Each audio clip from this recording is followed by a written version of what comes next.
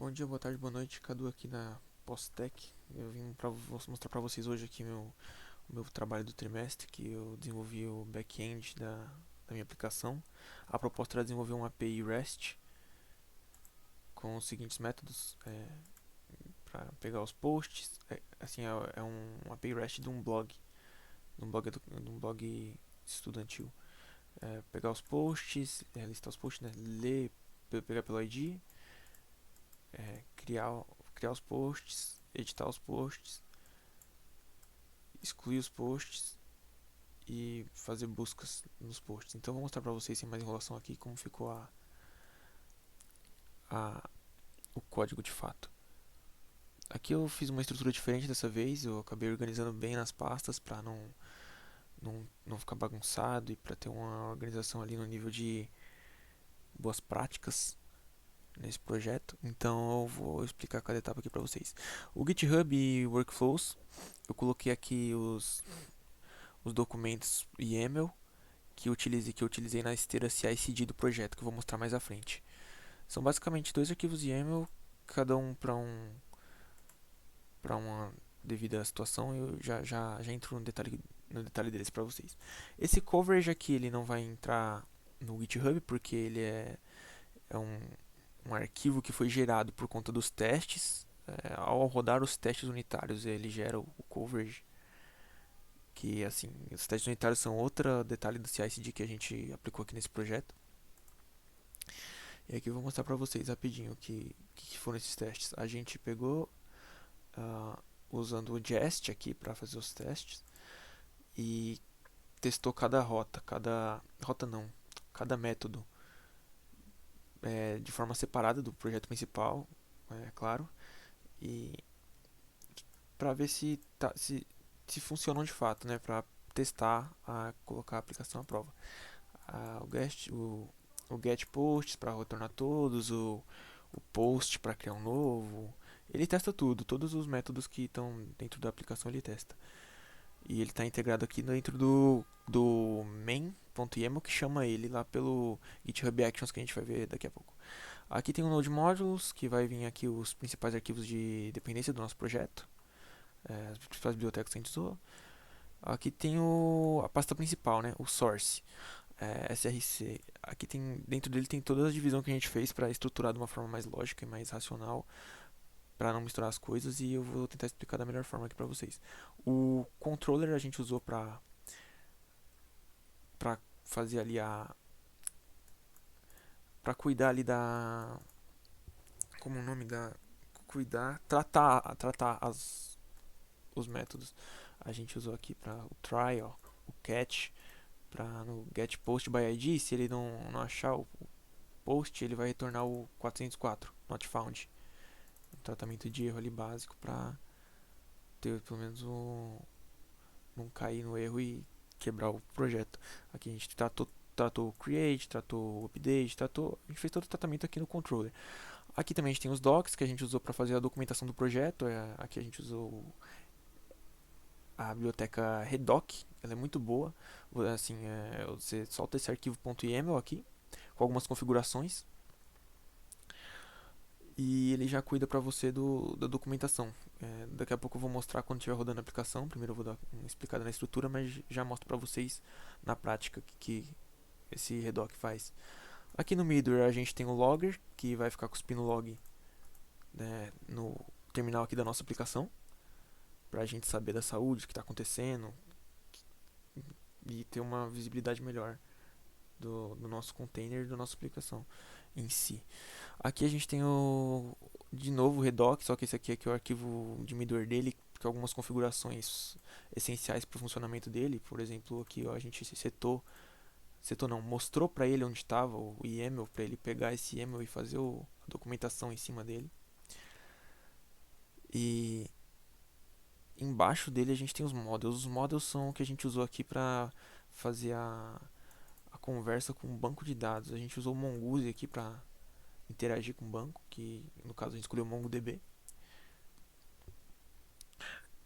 E, depois embaixo dele já tem as rotas, que é uma parte fundamental do nosso projeto. Aqui tem todas as rotas que a gente vai utilizar no projeto. A gente tem aqui o, o barra, né, que seria o barra posts. A gente tem todas as rotas. A gente tem aqui a rota de delete, que é o delete ID, put ID, o post, o get ID, tudo aqui é nesse arquivo post.routes. Embaixo deles tem os services que a gente usou aqui para separar a questão de deixar mais bem estruturado o nosso projeto com algumas regras de negócio. E aqui embaixo eu já mencionei do teste.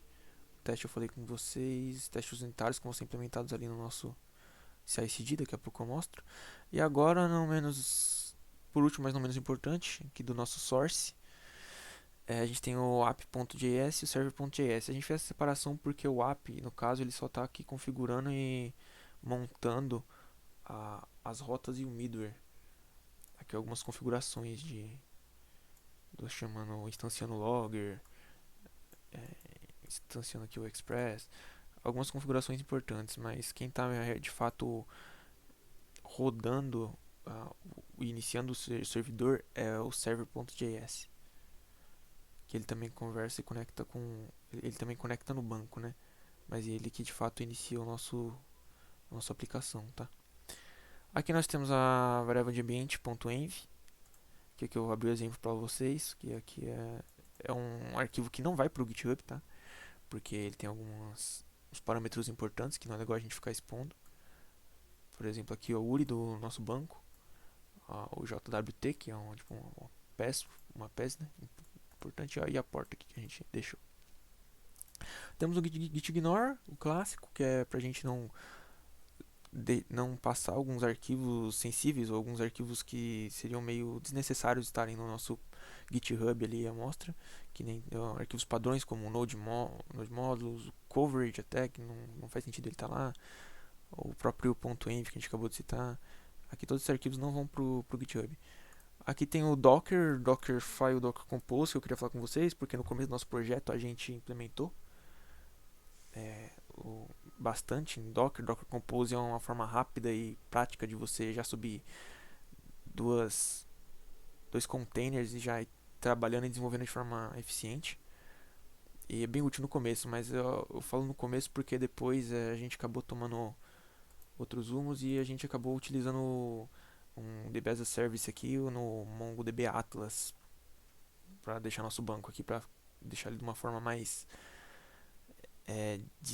disponibilizada, uma forma mais, não é essa palavra, mas acho que vocês entenderam o que eu quis dizer. E é que aqui do banco no nosso container local fica um pouco meio restrito ali, ele fica mais, é que eu tinha esqueci a palavra, enfim. Seguindo aqui, temos o nosso Dockerfile, que aqui tem a imagem da nossa aplicação, que a gente configurou, que a gente puxou a imagem 18, a versão 18 do nosso Node, versão Slim, que é menos parruda, né? Não é menos parruda que eu dizer, ele é mais simples e não é tão pesada.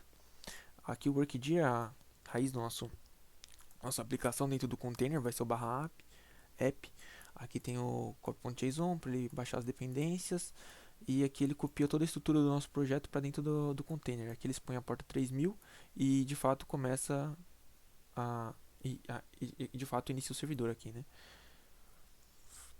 Inicia o serviço, inicia o server. Perdão, tô ruim nas palavras aqui, agora fiquei nervoso, acabei falando muito rápido, vou em aos pensamentos.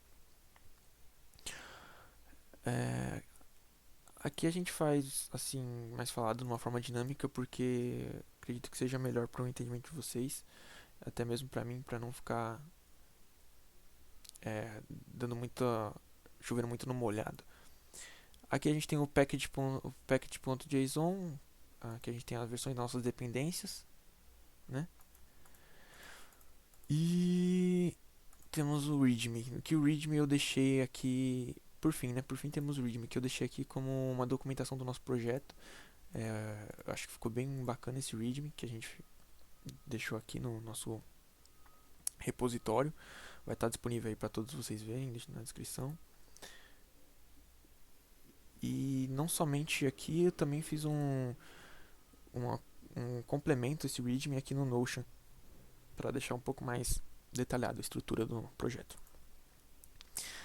Aqui também no GitHub a gente, voltando a falar dos testes unitários, a gente também colocou aqui no GitHub Actions aqueles dois arquivos iniciais que eu tinha comentado com vocês. Os dois YAMLs, o image e o main, que eles vão fazer o que? O main ele é um teste unitário realmente que ele vai chamar esse carinha aqui, que estão todos os nossos testes de rota, e vai executar a nossa esteira no GitHub Action. E já o image vai buildar a nossa imagem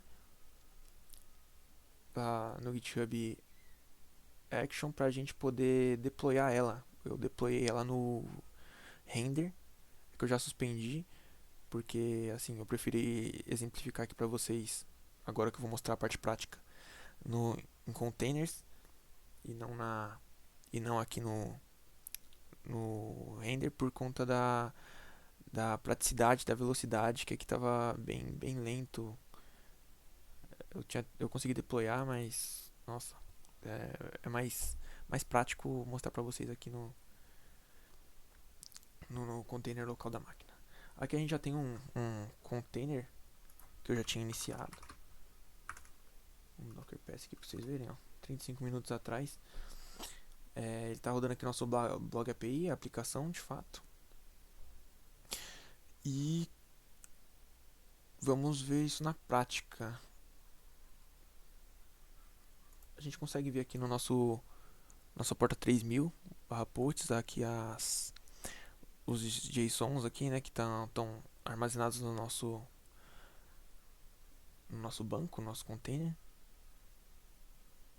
No container não, perdão, o nosso banco está aqui no DB Atlas. Esse aqui que a gente consegue interagir com eles através do Postman. Vou mostrar para vocês aqui. Que aqui está todos os nossos métodos, né? A gente consegue dar aqui um get posts, ele vai pegar todos os posts aqui, ó. Consegue pegar o get post by ID, ó, 200, ok. Aí consegue fazer um novo post aqui, ó, um post sobre o passeio, a excursão pro catavento, né? Como que é um ambiente acadêmico, escolar. Aí eu coloquei aqui, a gente pode dar um send aqui, ó, created. A gente consegue fazer o update desse post. E a gente consegue fazer o delete dele também. Deixa eu pegar aqui vou pegar aqui todos, só para pegar o ID para exemplificar. Aqui, dá um delete. Ó, me mandou embora já. A gente consegue também pesquisar aqui através de regex. Eu passei rápido, acabei nem mostrando no código, mas tem um regex ali para pegar expressões regulares aqui, ó. Ele já identifica que tem passeio e ele consegue trazer pra gente. Enfim, aqui são os métodos básicos da nossa API. Além disso, dessa interação que a gente consegue ter, a gente consegue também ver a nossa documentação que a gente fez aqui através do Redoc, né? Que eu disse que ia mostrar pra vocês. Aqui tá a documentação, ó. Ela já vem aqui de uma forma estética, de fácil entendimento. É muito bom trabalhar com o Redoc porque ele já deixa a documentação da sua API assim, de uma forma clara e exposta para qualquer um que queira consultar. Bem bacana. Aqui, ó, tá mostrando aqui, ó, cria um novo post, aí mostra aqui um exemplo. Aí atualiza um post existente. Aí você mostra aqui, ó, como faz. Mostra aqui o endpoint. Bem bacana mesmo. E assim, da nossa aplicação, da minha aplicação, acredito que era isso que tinha para mostrar, a questão da documentação, do código, da interação com ela. É uma API E assim, eu fiz o CI/CD por aqui no GitHub, documentação também tá aqui no GitHub, e o deploy fiz aqui pela ver, pelo render, mas assim, não foi muito satisfatório porque é bem lento o plano free, não sei se vale muito a pena. Mas era isso que eu queria mostrar pra vocês. O GitHub Actions aqui eu consigo mostrar como buildou a imagem pra a gente poder deployar ela ali no render. Bem bacana mesmo. Ó, download. Cadê aqui, ó? Workdir, aí faz o barra app ali, tudo que estava descrito no nosso Dockerfile. Copia o JSON, instala as dependências, copia a nossa estrutura do projeto. Só maravilha. E é isso. Eu acredito que seja no mais. Todos os detalhes do meu projeto eram esses. Qualquer dúvida pode deixar aí embaixo. E obrigado pela atenção. Até mais.